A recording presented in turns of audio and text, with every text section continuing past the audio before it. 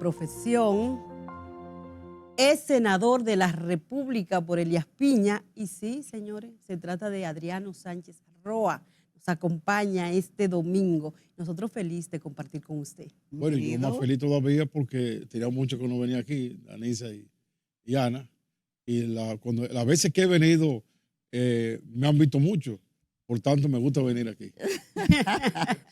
Cuéntenos. Usted hace un buen dúo. Sí. Debo decirlo, sí. Daniel, mira, Adriano Sánchez Roa es uno de los políticos que más sabe de política y que más vivencia tiene en el ambiente político. No como el amigo. No, porque mucha gente lo ha visto a usted como diputado, como senador, en el ambiente de la agronomía, porque ahora está ostentando el cargo de titular agropecuario del PLD. Del PLD. Exacto. Pero poca gente sabe esa trayectoria que tiene Adriano Sánchez Roa en la política. Háblenos un poquito de esto. Bueno, ustedes saben que yo nací en Elías Piña, una provincia pequeña en habitantes, aunque grande en territorio. Nosotros colindamos desde Santiago Rodríguez y Dajabón hasta Independencia. Tenemos el 40% de la zona fronteriza central, tiene Elías Piña, de los cuales aquí tenemos 2.600.000 tareas, de eso hay 1.100.000 cultivables. Entonces, en esa provincia pequeña de la población, que nacimos nosotros con las dificultades de siempre, aunque cada día hay más dificultades que antes, ahí yo comencé a tener inquietudes deportivas. Entonces, cuando llegaron los años más o menos, diría yo como en el 71, estaba yo muchacho todavía, allá habían presos políticos de 12 años de Balaguer. Y iban entonces esos grandes políticos a las causas que se daban. Varias veces fue Julio de Peña Bardé, para mí, junto con Francisco Antonio Santos, los sindicalistas más grandes que ha tenido la nación, fundadores de la CGT, y de 7 días con el pueblo. Cuando Julito iba y hablaba tan bonito, lo veía yo, allá nosotros nos orientábamos con la revista Hora, que era la revista más picante. Yo le pedí su teléfono y le dije que yo quería estar con él políticamente. No había teléfono, entonces me dio la dirección, fue. ¿Qué edad tenía? Bueno, fue en el 71, yo nací en el 56, 15 años. Wow. Entonces, yo venía anualmente a la capital, porque eran 2 días casi para venir aquí, con ese número. Entonces yo venía aquí, luego en el 74 me voy a la Escuela Agrícola Salesiana a estudiar agronomía, en la época de oro de la agronomía. Ahí estuve yo como maestro al Cardenal, a Mamerto Rivas. Ahí estudiamos junto con Aristide, que estuvo un año estudiando con nosotros, el panoviciado, él es presidente de Haití. Luis Quebró, el sacerdote más grande que ha dado Haití, está ahora mismo aquí en la casa de los salesianos, ya caí, el viejito. Entonces, en una vengo yo a la casa de Julito, ahí conocí a Fafa, a Miguel Coco, Moisés Blanco Genao, me dice que en el 77, me llega una fecha, se iba a fundar el Núcleo Comunista de los Trabajadores, y yo me le escapé prácticamente a los padres y vine a la fundación. Pasó el tiempo, ya para avanzar, cuando yo me graduó, la primera reunión que yo llegué de la AMPA me hicieron directivos en la región suroeste. Y a los 5 o 6 meses, el PCT, Partido Comunista del Trabajo, que yo no era, pero que como que me valoraba, me llevó. Comenzó por el sector sindical. Sí, en el sector sindical me llevó al comité ejecutivo de la AMPA, en esos años ya. Entonces, esa década de los 80 fue una década intensa, yo diría casi la más intensa sindicalmente hablando. Quizá la más intensa políticamente hablando fue los 60, un poco los 70 con los 2 años de Balaguer, pero en términos sindicales fue una cosa. Ahí yo, ya vinculado con Julito y con Francisco Antonio Santos, me vinculé un poco a la CGT también. Fui a todos los cursos que se daban en Cuba, al curso de sindicalista, Lázaro Peña, a Aniceto Martínez de Campesino, y el Añico López, que era el curso de entrenamiento político militar. Ahí me gané una beca y fui entonces a Libia en esos años 80. Completé todo, no, solamente me faltó el curso de mujeres que no podía ir. Entonces, esa década, yo diría que hubo un gran aporte del movimiento sindical y político de izquierda a lo que hoy vivimos nosotros, la democracia, la mejoría económica. De ahí surgió, del final de los 90 y de los finales de los 80, principios de los 90, todos esos códigos que existen hoy. El código financiero que hay, el código de trabajo que se habla. O sea, toda la norma gruesa económica la hizo Balaguer, llevado por la población y con el criterio de él.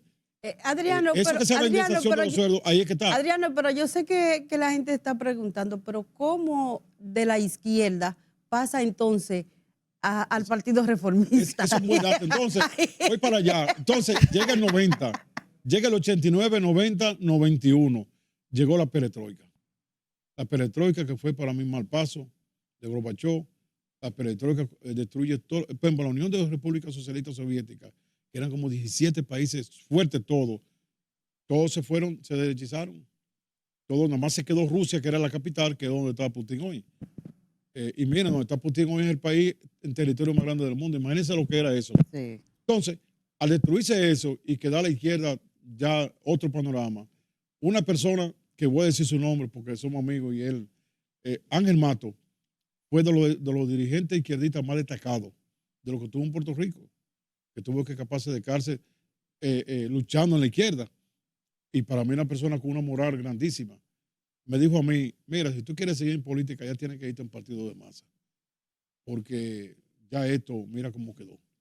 Me lo dio el consejo una persona el cual yo le oigo, le oí y le oigo. Entonces, en eso me puse a hacer mi segundo libro, que fue sobre la reforma agraria. 30 años de reforma agraria en esa época, que me lo prologó Magluta. Cuando yo hice ese libro, ahí yo me enamoré de Balaguer.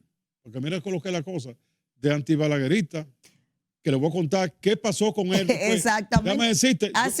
Fue un paso totalmente radical. Oye, Anisa, yo me dediqué año y medio a estudiar la reforma agraria. Cuando yo encontraba que Balaguer decía, la tierra es para quien la trabaja, y se iba a los Bardén en el este, que lo apoyaban a él, y le decía, ven acá, pero tú tienes esa tierra ahí, y tú lo que tienes en industria, esa tierra va a pasar a estos parceleros. Y se lo quitó, se lo quitaba.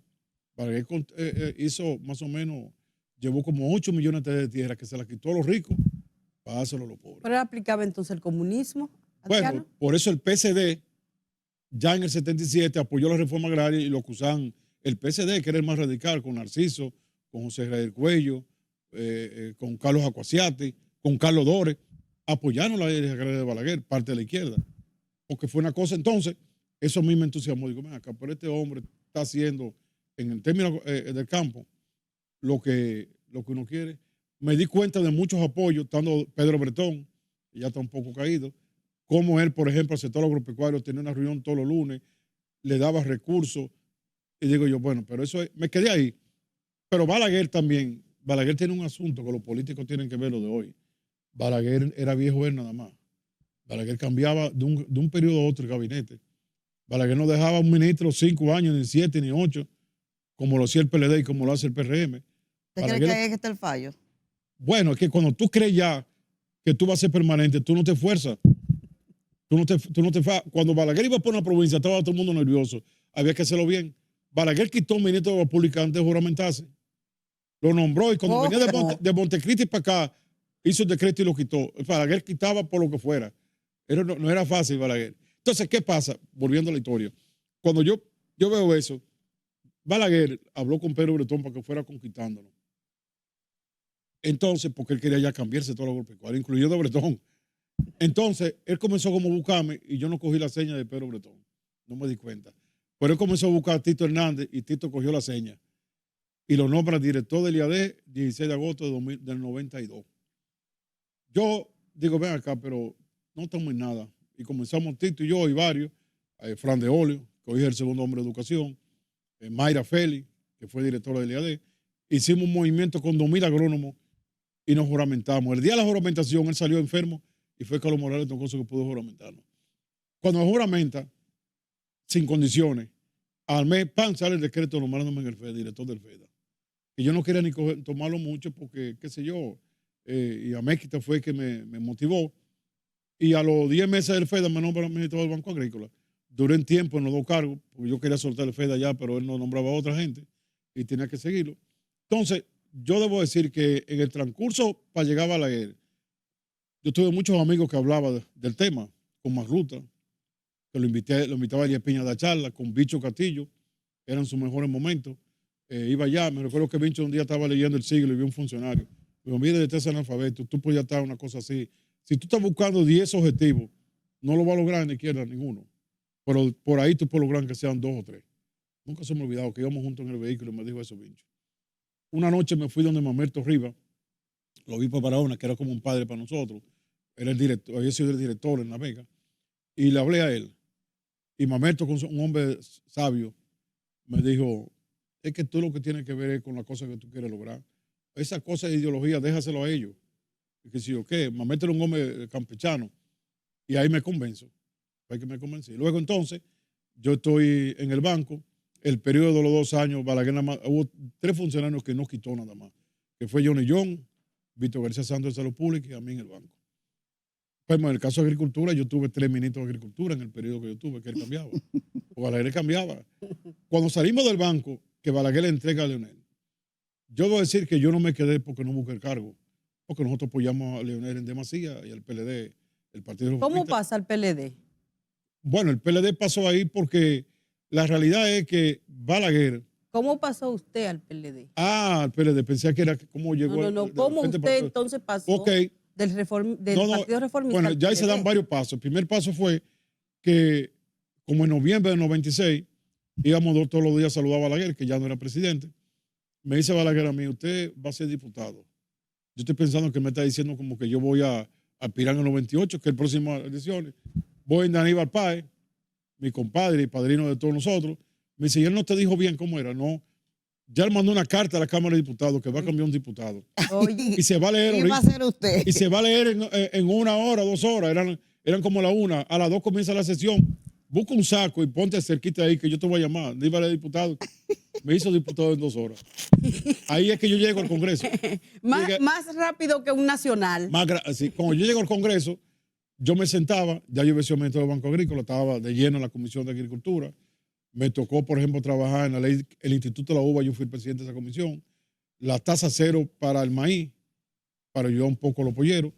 Entonces, estando ahí, Esteban Díaz Jaque, que murió, un gran izquierdista, ese hombre se paraba en cada proyecto con una libretica y tenía todos los detalles. Y yo decía, cónchale, pero si yo vuelvo a ser legislador, tengo que hacer como Esteban. Pasó el tiempo.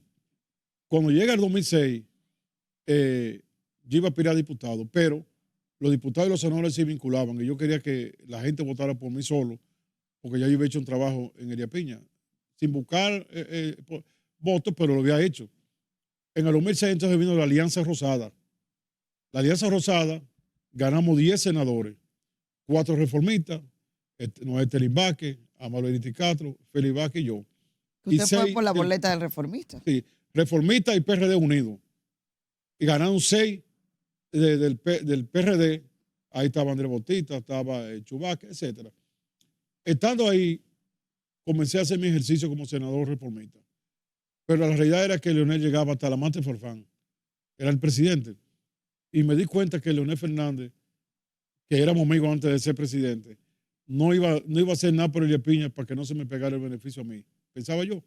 Yo, cónchale, pues yo voy a tener que resolver esto porque voy a pasar 4 años sin pena ni gloria. Yo siempre he dicho que un legislador en una provincia con precariedades, ese es uno de sus objetivos número 1, no el Congreso aquí, aunque lo haga. Y pasó el tiempo. En una que vino la tormenta Olga, que había un proyecto para Heredia Piña de una donación que iba a servir y se iba a hacer un acto en el Palacio y yo había que ir casi obligado para que no nos sacaran de ahí. Yo fui allá. Y Leonel, fue en el 2007, la tormenta. Sí, Leonel cogió y se acercó a mí cuando terminó el acto varias veces. Me dijo que yo quería que yo hablara con Rafael Núñez una cosa que me quería decir. Nos juntamos, desayunamos. Él quería que hiciéramos una relación de trabajo. Entonces, en la noche nos juntamos. Yo llevé una lista de 300 y pico de obras. Él la vio bien. Comenzamos a hablar. Pero comencé entonces del Partido Reformista a querer troncharme. Una relación que no era de partido político, sino de trabajo. A troncharme, y yo vi que en un momento dado que para hacer algo en Heredia Piña tenía que estar obligatoriamente con él. Con el gobierno. Duré varios días pensando solo, sin decirle a nadie, ni a mi esposa, ni nada. ¿Qué voy a hacer yo? ¿Un senador con el orgullo de que soy del Partido Reformista o un senador que haga algo? Así que yo llego al PLD y yo fui y lo busqué a él. O sea, no me buscó a mí, sino yo lo busqué a él. Digo, yo tengo que hacer, Y le voy a decir una cosa, en Heredia Piña hoy hay 200 y pico de obras hechas, que puedo citarlas, que la hice entre Leonel y con Danilo. La principal obra de la frontera para comercio con Haití es el centro en Carrizal que lo hizo Danilo Medina, que la gestioné yo. La principal obra que hizo Leonel en La Piña fue transformar la casa de Trujillo en el Politécnico que hay hoy con la iglesia, que también lo gestioné yo. Ese día lo llevé hasta allá mismo donde estaba la casa de Trujillo. Entonces, para mí valió la pena el paso del PLD porque al final no es una persona, al final es la obra que hay. Como tú te vas a la misma de Piña, se quedan sus 6 municipios están asfaltados todavía. Ya fue cuando Gonzalo. Tú tienes ahora mismo, hizo un centro deportivo importante, se hicieron escuelas importantes. Es decir, hay 200 y pico de obras hechas, hay más, pero de las que yo gestioné y que presioné y que me metí. Por ejemplo, la transformación del hospital principal Rosa Duarte de Hondo Valle, que es el segundo hospital, eso fue, bueno, si me está viendo entregarse a Guzmán Marcelino, mi amiga de siempre, que espero que con lo que yo digo aquí nos suavicemos ya.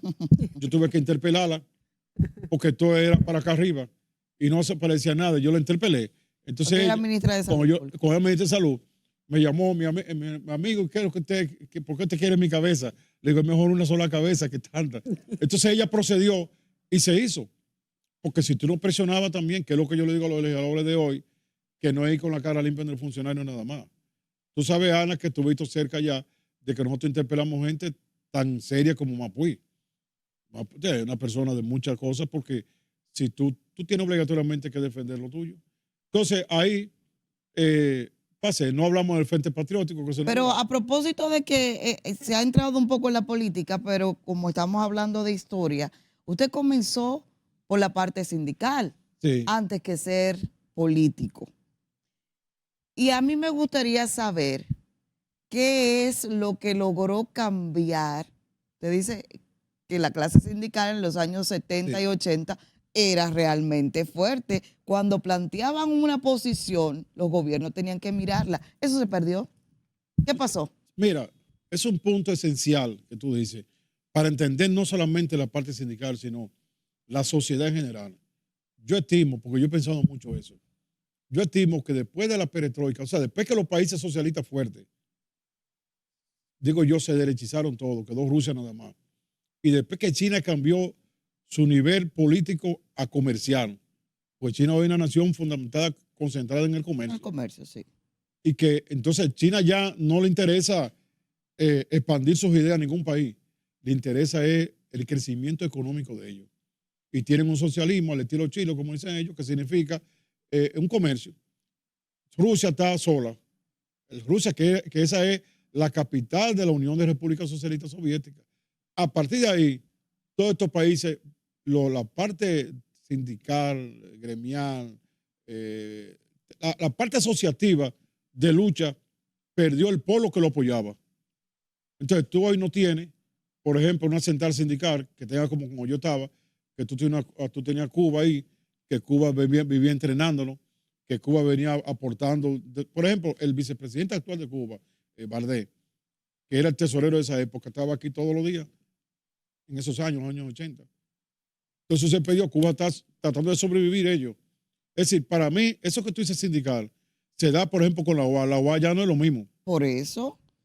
Pero los trabajadores, los agrónomos, las sindicales de los trabajadores. O sea, todos esos gremios de todas las cosas ya somos de agua dulce porque perdimos el sustento. Ya eso no vale la pena, Adriano. Bueno, o vale la pena ver si logramos que vuelvan porque, por ejemplo, cuando tú me haces la pregunta, yo estaba pensando, Danisa, de que, por ejemplo, ¿qué logró la izquierda?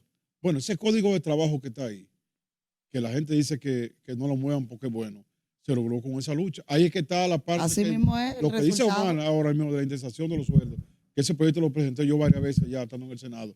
Yo lo presentaba para que fuera anual.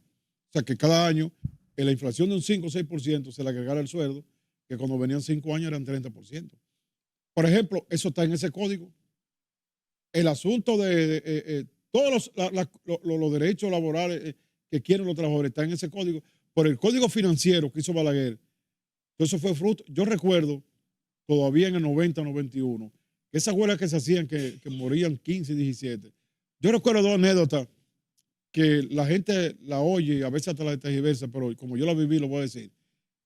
Yo fui varias veces habían huelgas de 3 días. A los 3 o 4 días había una negociación para pactar algo de lo que querían los sindicatos. Santos, que era que le precedía, ya Julito había muerto, yo era como un hijo de él, Francisco Antonio Santos. Yo lo acompañaba. En una que yo fui, Balaguer estaba incómodo, iba entrando a la puerta, caminando al paso, le dijo, Santo, quizá yo en el fondo también sea comunista. Le dijo así, incómodo, porque dice el comunismo que está haciendo eso.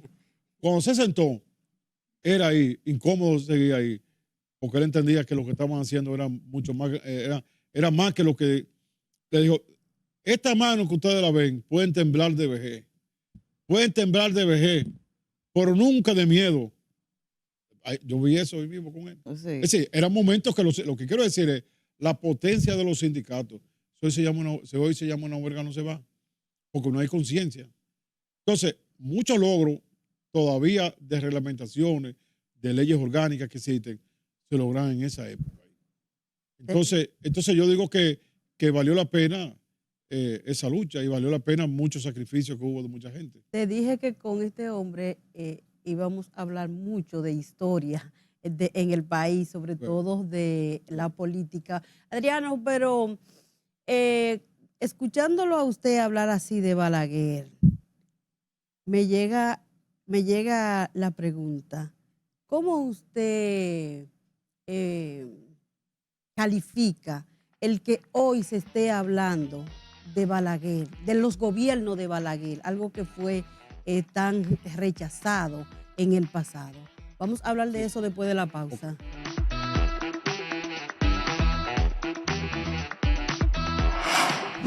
Este gobierno, a pesar de que el ministro de Agricultura es productor de plátano, ha comprado en estos años plátano en Puerto Rico. Aquí se ha importado de todo. Él encontró, por ejemplo, el IAD con 1.300 agrónomos. Y hoy dice que van a pasar 100 y pico agricultura y los otros están o para pensionar una parte o para su calle.